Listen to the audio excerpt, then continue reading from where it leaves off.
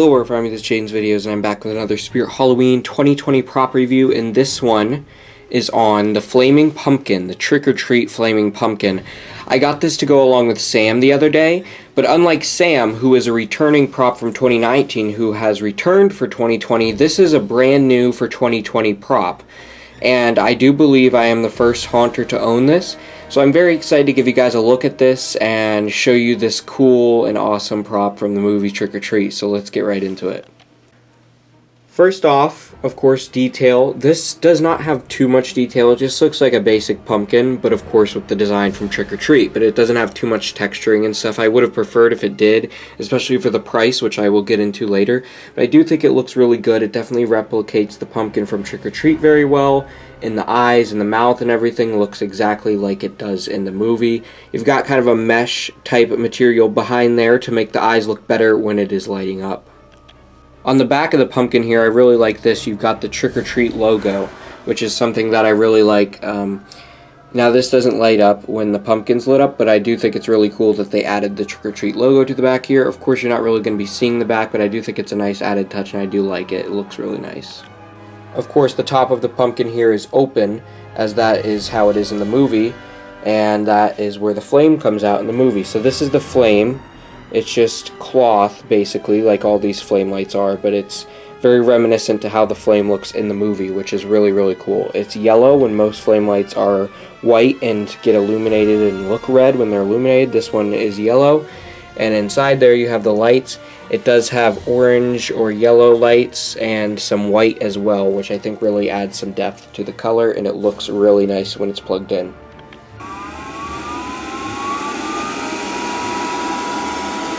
So there it is in action.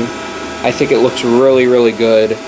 It looks very reminiscent to the one in the movie. It has a very nice glow to it as well, which I will show it in the dark in just a moment. But as you can see down there, you have the orange lights, and then you've got some white as well, and it really makes it have a really cool effect. Now, it is very loud, which is a complaint that I have with it, but I'll get into that more in a minute after I show it in the dark.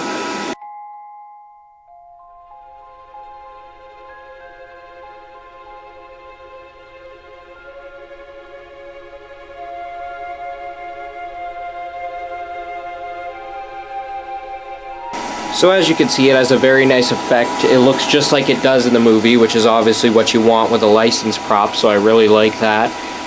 Now the fan is very loud, but that is because this is a very powerful fan, as this is a very big flame. It really depends on how big the flame is, how strong the fan needs to be, but this is a very big flame, and so the fan has to be very powerful to blow it.